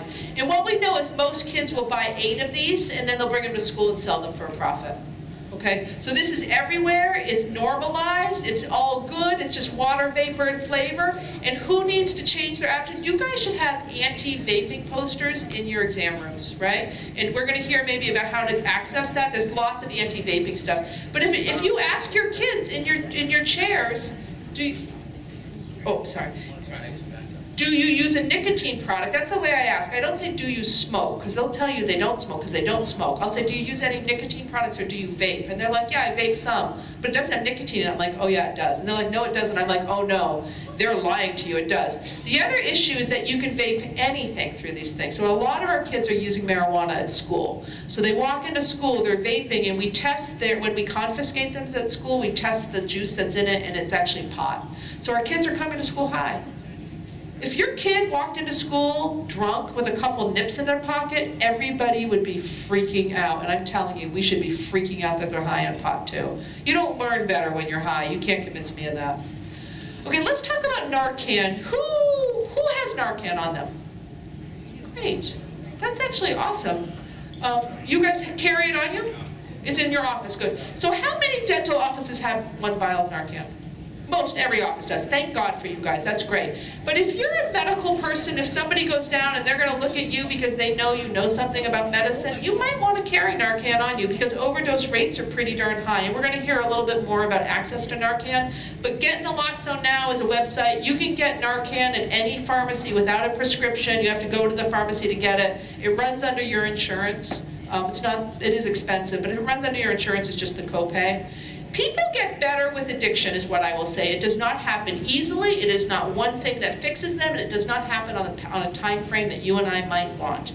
It takes lots of things going well for somebody to get better. But when I draw a circle for people about what it takes to get better, on everybody's giant pie is housing. And if you don't have stable, sober housing to return to, you're not going to make it. And our biggest deficit in this country is long-term structured sober living. Because if you're going to go back and live with your dad who's a bad drinker, you will be drinking again soon, guaranteed. You can't convince me otherwise.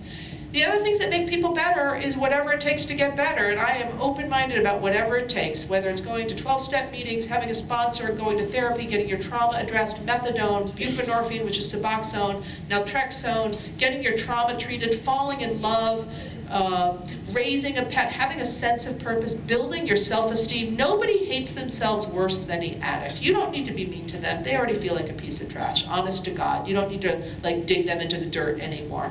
Building self-esteem is the hardest thing to come by when you've struggled with addiction. Building self-love.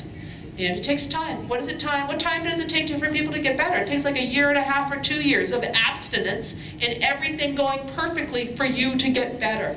And it takes about one thing going wrong for you to fall apart. It's a terrible disease because its relapse rate is so high. So these are great books on addiction. If you thought, well, she was kind of crazy, but I need to learn more, any one of these books is a great book on addiction. Who's read any of these books? Anybody? What have you read? Everybody? Okay. What if somebody else read anything else on this? What if Dopesick? You read Dopesick? Yeah, so Dopesick just came out like 1.5 months ago. It's a great book about the epidemic from a Virginia perspective. All of these books are good. Beautiful Boy just came out as a movie 2 weeks ago with Steve Carell. Has anybody seen it? You should go see it because I think it's probably heartbreaking. It's a beautiful book. I sobbed through that book. This is a good time to take out your smartphone and get a picture. I will leave this screen up afterwards if you want to take a picture of this. Hey Kiddo is actually a graphic novel about a boy in Worcester whose mother is a heroin addict. He's raised by his grandparents. It's a great book. So these are all great books. I have a website. It has this video. Not this video. This is my dental talk, but I put it together for you guys. So I don't have the dental talk online, but I have articles online. I have video. If you're like, well, somebody in my family should hear her say something, this is a good place to go. But what I'm going to do is I'm going to let my next speaker speak, and then maybe we'll do questions. Is that fair? Or do you want to do questions now? Yeah, so let me do questions. Anybody have any questions? Yeah. Oh, I'm sorry. It's my name. It's ruthpotee.com. Just my name. P-O-T-E-E. You're sitting on the right side. You can't see the screen. Yeah, question over here. Does that have an effect on developing risk of opiate addiction? So the question is about using fentanyl for conscious sedation for procedures. We don't think so. When we look at kids who are like highly medicalized children, lots of procedures, lots of exposure to opiates, they, at a young age, they don't have a higher risk of addiction later. So a single off use of fentanyl is probably fine, right? You're not doing conscious sedation every week or every day for weeks on end, right? Nobody's doing that. There's no procedure I can imagine that does that. So, you know, every now and then doing it is fine. So I wouldn't worry about it. But having said that, I would imagine that over time we're going to get conscious sedation that is a little less opiate based, right? I don't know, who uses ketamine in this room? Anybody? You use ketamine? Yeah. So a ketamine too could be a drug that's super dissociative and could be a drug of abuse, but actually could be very helpful. And who uses propofol? You use every. What do you do? Okay, so you use it all, and so I would say I would not be concerned. The biggest concern is continued use of the drug. So writing a prescription for 10 days. So do you guys know, so I do this talk out in the community, and every group I have, I say, how many opiates did you use for your root canal or your wisdom tooth? And I've probably asked 20,000 people now, because I've done this talk forever. So 20,000 people later, you know what the average use of an opiate is after a root canal or wisdom tooth is? It's 0, 2, 4, or 6. The highest number I've ever gotten to was 6. 6, period. Okay. One day in the back of a room, a guy shouted out, "I use 60," and I was like, "Wow, that was a surgery went wrong." And he said, "No, I'm an addict. I use 60 because I'm an addict." But I'm telling you, really, the number that should be prescribed is 6, maybe, or 8. But most people use 2, very little. And also, part of the handout with your script should be how the hell you get rid of this stuff, right? In Massachusetts, it's super easy. It goes to the police station, right? But you know what it's like in Connecticut? I don't know how many of you take care of Connecticut people, but they don't have a lot of drug destruction in Connecticut. It's not at the police station. My mother-in-law from Pittsburgh brings her drugs from Pittsburgh to Massachusetts to get rid of, because there's nowhere in Pittsburgh to get rid of it. So Massachusetts is unusual. So don't worry, you're doing a great job. You're helping people acutely with pain, but just limit your prescribing. Over here? Yeah.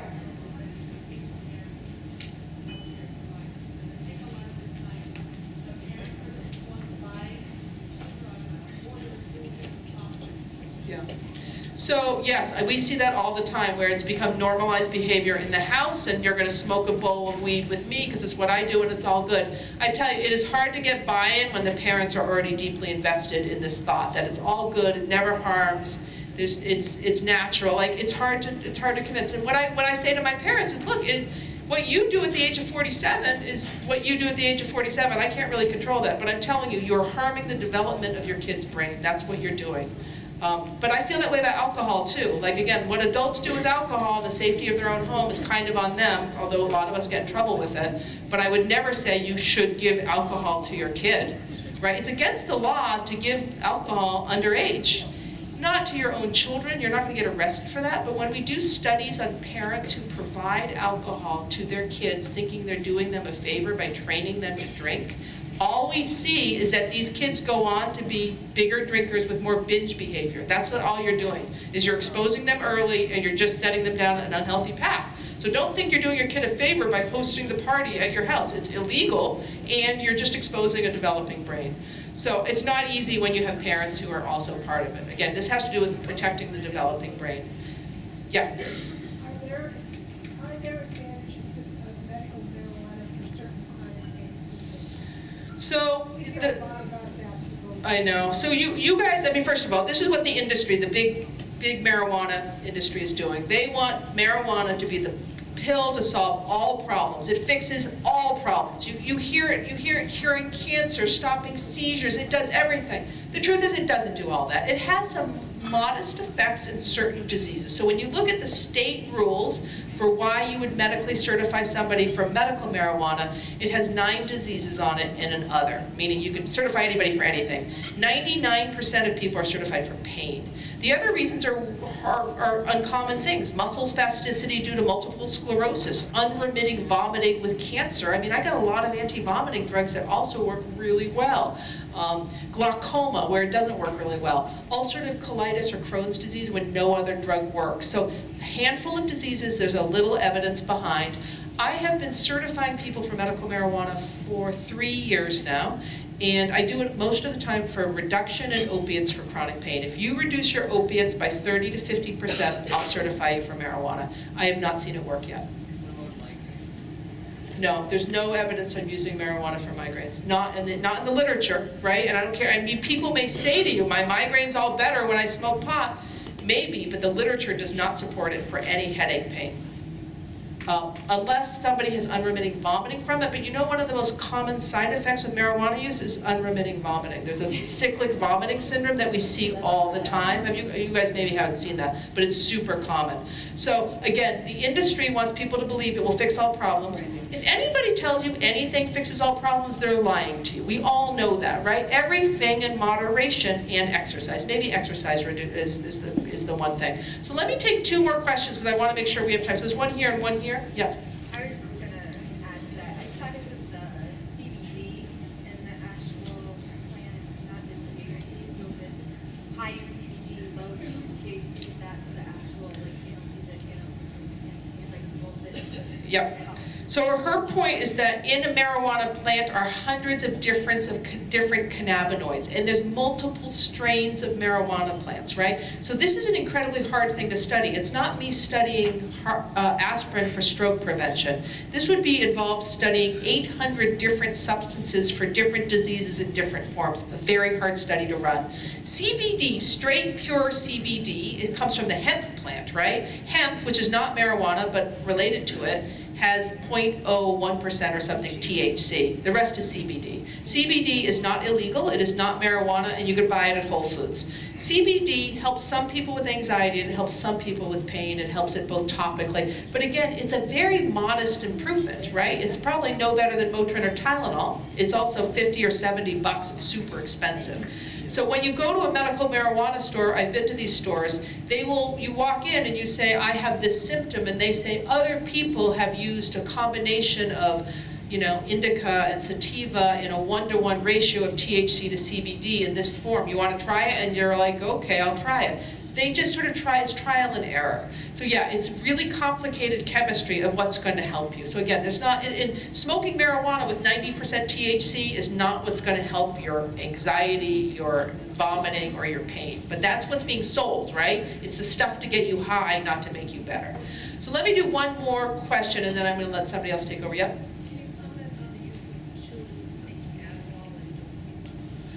So Adderall or any of the stimulants, Ritalin, Adderall, Strattera, no, Strattera is not a true stimulant, Vyvanse, Concerta, are the normal stimulants that we use to treat ADD or ADHD. ADD should be diagnosed 5% of the time. 5% of our kids probably have a real diagnosis of that. It is diagnosed at much higher rates depending on the community where you live. If you're in a wealthy community where you think that your performance getting into college really matters, those communities sometimes have a 20% ADD diagnosis. That's crazy, right? Those are parents or whoever or school districts who are pushing kids into stimulants because they think it helps them. It does not help them.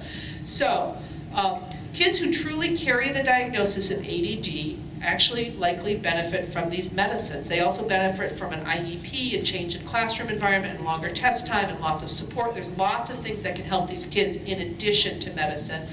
I am a believer, as a person who takes care of a lot of kids, that when I have a kid who truly has a diagnosis of ADD, I believe in treating them with medicine because they really need it, because they're falling apart.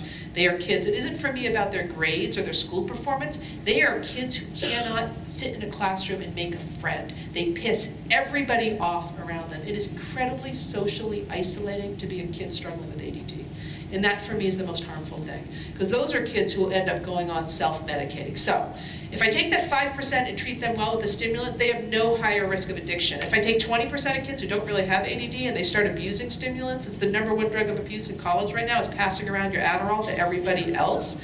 That's abuse, right? And that's a different thing. So can the stimulants be abused? Absolutely. Can they create addiction? Absolutely. But in that tiny percent of our kids who have true ADD, it's a beneficial medicine that does not lead to higher rates of addiction. So it's a complicated answer, right? You heard how complicated that got? Okay, I could talk all night. I'm shutting myself down, but I'll be here for a bit. Thanks, you guys.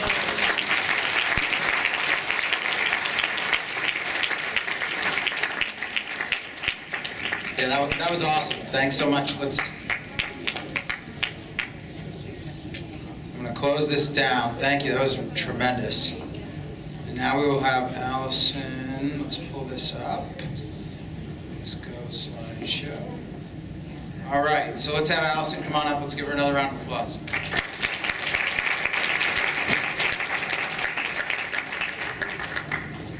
All right, so actually, before you all get settled in for my talk, Dr. Poti mentioned little shake up, little dancing. I've seen everyone sit. I'm exhausted. I've been up since 5-2. Stand up, come on. Get the dopamine going. There you go. Come on, it feels good, right? Everyone's smiling, everyone's happy. A little bit more awake. After tonight,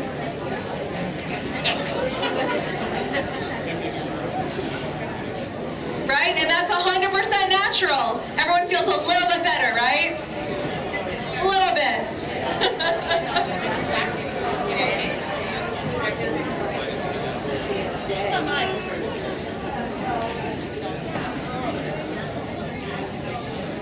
All right, so if you want to have a seat, feel free to stand. My voice carries.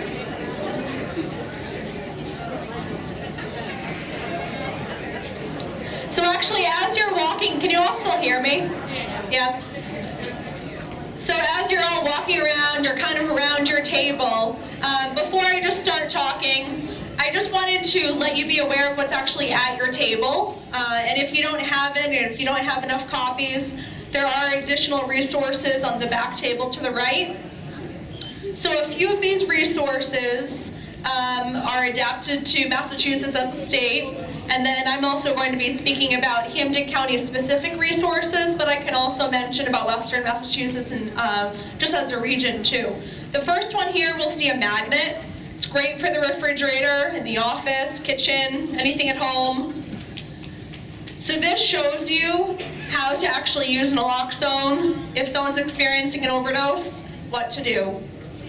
You know, I've administered Narcan so many times, but you know, the first couple of times, everyone's anxious. Everyone's just a little bit scared, no matter how many times you've been trained in anything, right?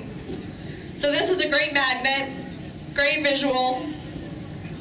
This other one is a green or blue card, same thing. So it just pops up. And again, you have steps 1, 2, 3 on one side, and then on the other side, you actually have a helpline for Massachusetts-based resources, treatment resources. And then they also have a website now that has the same exact information. Translators are also available in many different languages. So if you actually work with clients that are not primarily speaking English, they also do have translators for that helpline. And I don't have a copy with me, but you'll also see another sheet. So Dr. Poti was mentioning, and I believe someone had a question about how to dispose properly of medication. Let's say if you have a patient that actually says, you know, I have extra Vicodin, I have extra Oxy. What the heck do I do with it? So there's many different ways to do it. Don't flush it down the toilet, folks. Please don't. From a public health standpoint, please don't flush it down. So 2 things that you can do without having to buy anything, without having to go into your car. Everyone drinks coffee, right? So you have coffee grounds. Take the coffee grounds, crush up the pills, put it all together, and then you can throw it in the trash. Second thing, if you're cat lovers, you have kitty litter in the home, do the same thing. Crush up the pills, put it in the kitty litter, throw it out in the trash. Other things, I've actually just started to see this in Big Y and Stop and Shop and other students. Yep, question?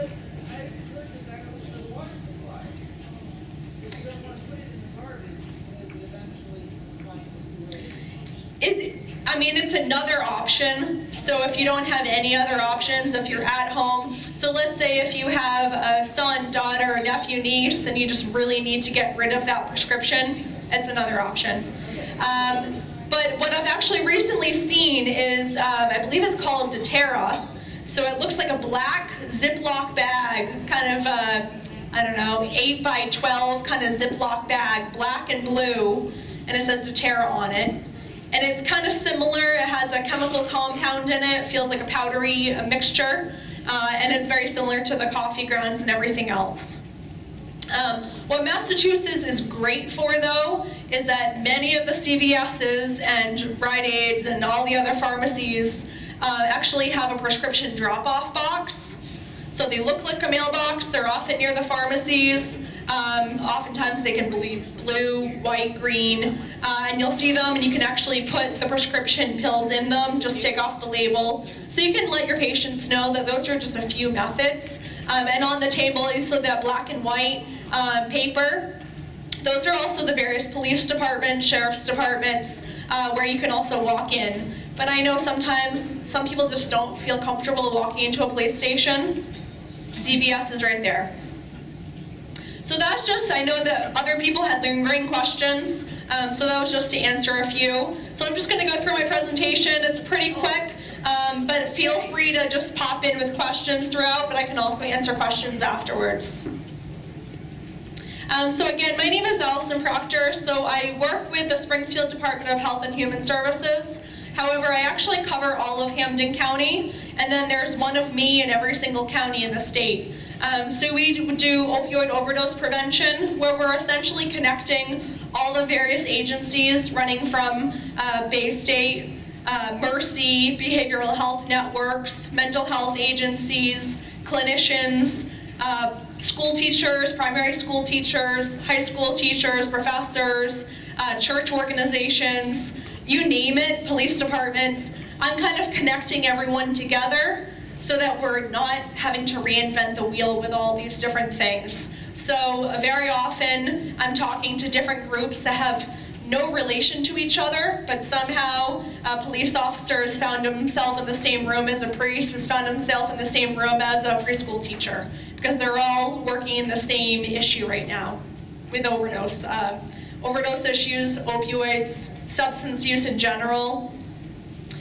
So this task force that I'm co-chair with the District Attorney and Sheriff's Department, this task force has many different arenas. And so the one that I'm kind of focusing on is opioid prevention, but we also do talk about primary prevention. We try to get everyone else connected to the right resources. So just wanted to give you a snapshot of Massachusetts. And again, right side of the room, sorry, you're out of look today. So if you see the blue, the dark blue, that's fentanyl. And these are just deaths.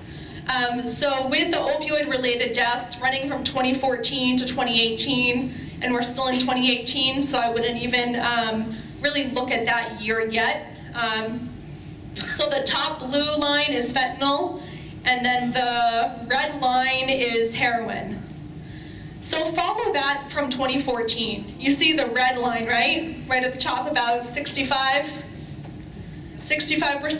It has dipped. However, similar to marijuana, what Dr. Pochi was saying, nothing is the same as it was in the 1970s. You know, if a person is using substances, if they're using drugs, and their dealer has said, yeah, it's heroin, it's heroin. I can tell you right now, it's not gonna be 100% heroin. It might not even be just heroin and fentanyl. There's always gonna be something else in the mix. So that's why you kind of see that spike with the fentanyl from 2014 all the way to 2018.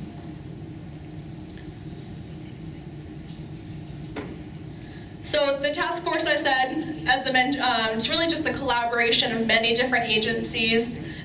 You know, of course, I know that you have your practices, but you're more than welcome to attend one of our meetings. But we also work in many different agencies providing presentations, anywhere from how to use naloxone, how to prevent it within youth, within parents, various agencies, schools. So even if you're school-based, or if you're working a lot with youth, or working even with pediatricians, if you have a practice with pediatricians. I know the Health Services for the Homeless, we have a federally qualified dental clinic and then a health clinic in Springfield, and they pair and pair together. So we work with many of these different organizations coming together so that we can actually solve the same issue without 10 different agencies having to do the same thing with limited resources. So we are a county-wide organization. And then there's also, so if you're actually not working in Hampden County, there's also Hampshire Hope.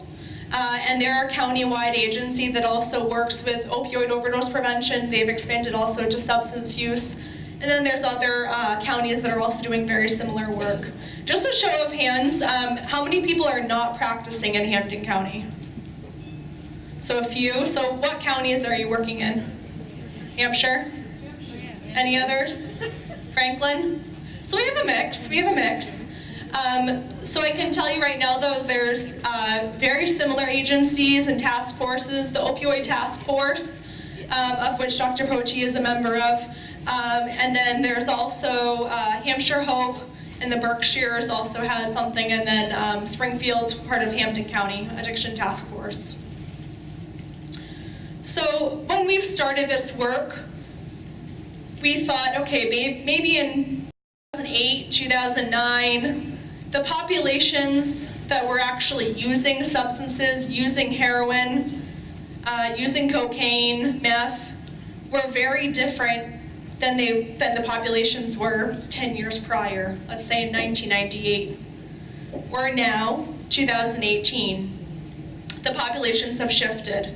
The races, ethnicities, the people where, the communities that are actually struggling with this now compared to what they were even 2 years prior were very different. So it was important for us as part of a task force to actually measure the data, get a real-time sense.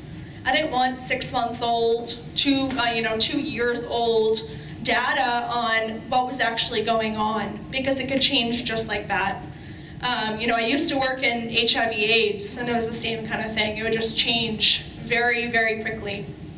So we really want to get a sense of real time, so that, let's say if someone is experiencing an overdose, they experience an overdose on a Monday morning, then by Tuesday afternoon, Wednesday, we can actually work with that person, with their support system if they have one currently, with their family, friends, neighbors, to provide them with the support that if they are ready for treatment, if they are ready for recovery, or if they're not, if they're just looking to reduce their harm, looking to reduce their use, then we can actually provide them with that support.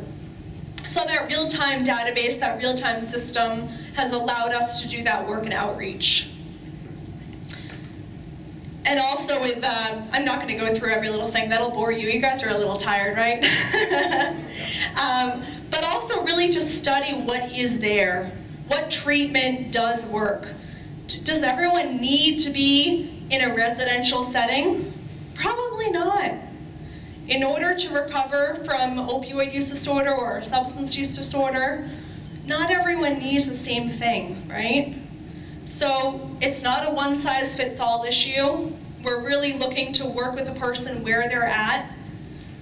So if they just want to work with someone that's going to be providing them with counseling and therapy along with some type of medication that will be able to substitute what they were using, then that's great. So we really wanted to assess what was out there currently, what we need to do, what the gaps are. And then along with the current assets, in public health and in many other public service fields, there's not always the funding available. So, you have to write the grants, you have to look for programs, and this is also when you get creative. So we've been looking a lot in different funding opportunities. Recently, we acquired a $1 million grant from the Department of Justice, and we partnered along with the 3 other counties in Western Massachusetts so that we can actually take a look and assess what youth resources are available so that our children and our grandchildren and nieces and nephews are not going through the substance use that we were or that our other generations were. So that'll actually be assessing anywhere from, it could be like an after-school program at the local Y to, let's say someone in Greenfield found a carpenter who would love to take in interns or high school students. That's great. Someone that may have, picked up marijuana or picked up other drugs because there was nothing else to do. this carpenter is now allowing high school students to work with their hands. And you know what? It might land them a job, and they love doing it. So we're trying to kind of connect a lot of those resources that aren't found on Google. You know, you're not always going to find those. So we're going to be working with Youth Catalytics and other agencies to kind of connect all that up too. So some of the subcommittees that we have, again, they run from primary prevention, so we're really just trying to streamline everything. Believe it or not all school districts have the same amount of resources or on the same page with curriculum. So we're just trying to connect that all up, along with treatment and recovery. So we're now also trying to work with different agencies, like dental clinics, like health clinics. We're working with bus transportation agencies, you know, PVTA or even Peter Pan, and actually providing them with the resources that they specifically need. Because, you know, I can hand out pamphlets and the brochures for days, but if it's not something that you're actually going to use in your office, it's not going to be helpful. So we've been trying to actually provide guides and resources that would be specific to your organization and to the field that you're working in. Another committee that we have is outreach and response. So like I mentioned just earlier, so if someone has experienced an overdose, then we follow up with them within 48 to 72 hours. And I have to say, this has been a huge, huge change. Not only in Springfield, but throughout the entire country, that law enforcement agencies, police officers who used to arrest a lot of people that were using drugs are now actually providing them with that hand, providing them with the support, and then working with someone that is currently in recovery. Could be, you know, someone that's 5, 6, 7 years in recovery from a substance use disorder. That person, the peer recovery coach, as they're called, are actually working with a police officer or working with a nurse from a hospital to provide support for that person that recently experienced an overdose. That's life-changing. Can you imagine if, you know, if you had a heart attack? We'll go back to that same scenario. If you had a heart attack, but then you were not provided with anything at the hospital, but then at least 48 to 72 hours later, 2 to 3 days later, you had a lot more personalized support. So not only did you not have to wait at the emergency room or emergency department for, let's see, 6, 8, 10 hours, going through withdrawals, vomiting, having diarrhea, other withdrawal symptoms, but they're actually coming to your door. They want to learn about you. They want to connect you with the resources that you actually want, rather than, you know, what everyone is actually getting. It's more personalized. So how do we make that contact situation? So you can actually, I'll get to that. So Hampshire County, no, that's okay. So I can partially answer that right now. So Hampshire Hope, which is the Hampshire County Task Force and Coalition for Opioid and Overdose Prevention, they have a team called DART, D-A-R-T, and I'm blanking on what the acronym stands for, but it's essentially their outreach team for the entire county, and they have a hotline. So Verizon has actually paired up with them, and we're in the process of doing the same, so that they have a hotline. So similar to, let's say, United Way's 211 number, where you can get information, they have a very similar hotline. For Hampden County, we're a little bit younger. We don't have the hotline yet, but my contact information will be on a later slide, so you can actually email me or call me, and we can actually provide you with the details.